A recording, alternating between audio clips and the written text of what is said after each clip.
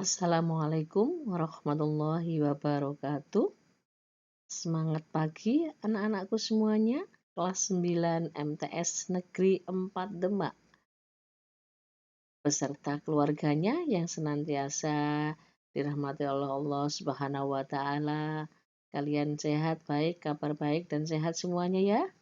Amin ya robbal alamin. Pada pertemuan kita yang pertama ini yaitu kita akan mempelajari pada semester genap ini, kita akan masuk bab keempat dengan judul Keberagaman Bangsa dalam Bingkai Bhinneka Tunggal Ika.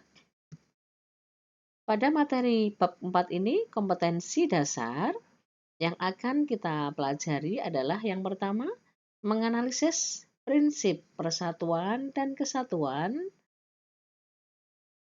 dalam keberagaman suku, agama, ras, dan antar golongan, sosial, budaya, ekonomi, dan gender dalam Bingkai Bhinneka Tunggal Ika.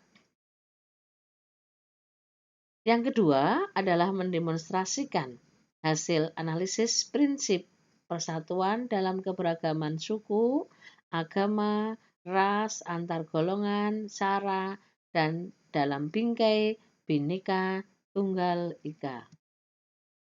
Apa sajakah yang akan kita pelajari dalam bab 4? Amati peta konsep berikut ini. Keberagaman bangsa dalam Bingkai Bhinneka Tunggal Ika meliputi yang pertama, keberagaman bangsa Indonesia. Nanti akan kita bahas tentang pandangan tentang keberagaman, faktor, penyebab terjadinya keberagaman, dan yang ketiga adalah wujud keberagaman. Yang kita pelajari yang kedua adalah tentang permasalahan yang muncul dalam keberagaman bangsa Indonesia. Serta yang ketiga adalah tentang sikap positif terhadap keberagaman bangsa Indonesia.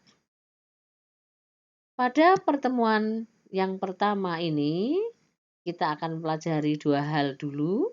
Yang pertama adalah tentang keberagaman bangsa Indonesia. Dan yang kedua, tentang pandangan tentang keberagaman bangsa Indonesia itu sendiri.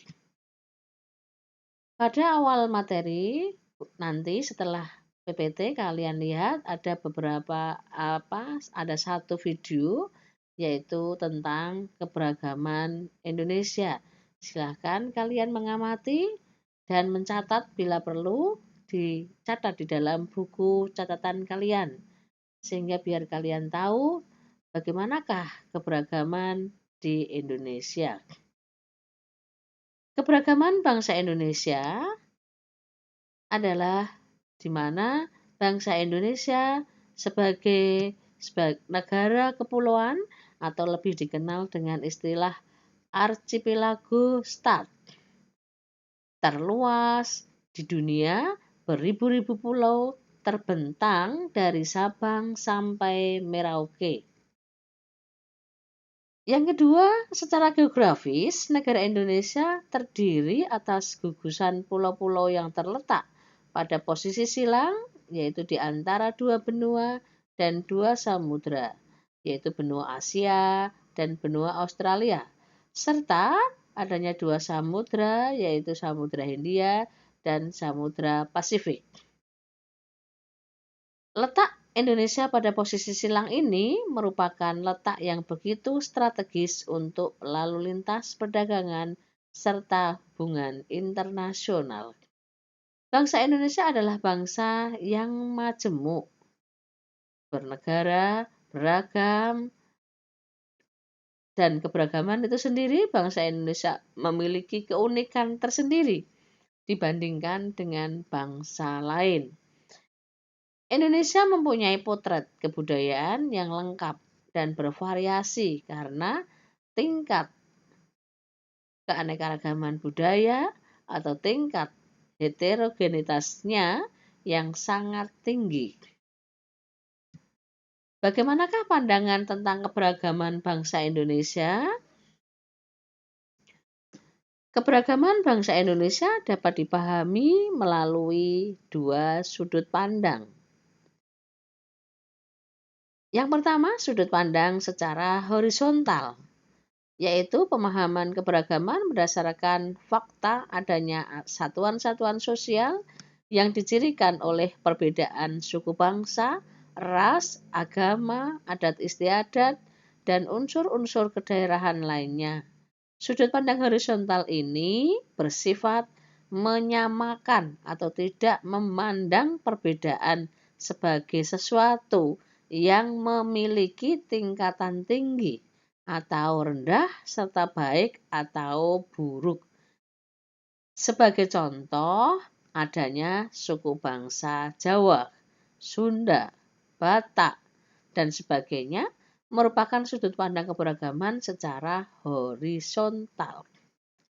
Sudut pandang secara vertikal, yang kedua ini, yaitu pemahaman keberagaman berdasarkan pada perbedaan-perbedaan yang bersifat vertikal atau tinggi atau rendah. Sudut pandang secara vertikal ini diatur berdasarkan atau diukur juga berdasarkan kualitas atau kadarnya. Sebagai contoh, dari aspek politik terdapat golongan pejabat, elit politik, rakyat yang pada umumnya aspek ekonomi. Contohnya terdapat golongan ekonomi menengah ke atas, golongan menengah ke bawah, golongan kurang mampu, tidak mampu. Aspek sosial, budaya, misalnya terdapat golongan berpendidikan tinggi, pendidikan rendah, tidak berpendidikan, dan lain-lain. Itulah sudut pandang secara vertikal. Dan yang pertama tadi secara horizontal.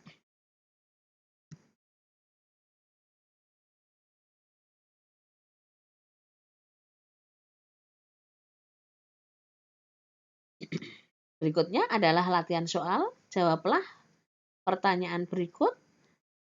Bagaimanakah keberagaman bangsa Indonesia? Jelaskan menurut pendapat kalian. Yang kedua, jelaskan pandangan kalian tentang keberagaman bangsa Indonesia dilihat dari dua sudut pandang, baik secara vertikal dan horizontal. Nanti dikerjakan ini kalau sudah selesai bab 1 baru dikumpulkan, atau kalau yang sudah membuka Google Classroom bisa langsung dikumpulkan di Google Classroom. Tapi kalau yang lewat WA dikumpulkan nanti di akhir materi bab 1. Menunggu perintah dari Bu Umi sehingga tidak istilahnya bersama satu-satu tapi langsung bersama-sama semuanya mengumpulkan. Baik, dari saya sekian. Terima kasih pada pertemuan pertama kali ini. Semoga apa yang saya sampaikan bisa dipahami. Alhamdulillahirabbil alamin. Wassalamualaikum warahmatullahi wabarakatuh.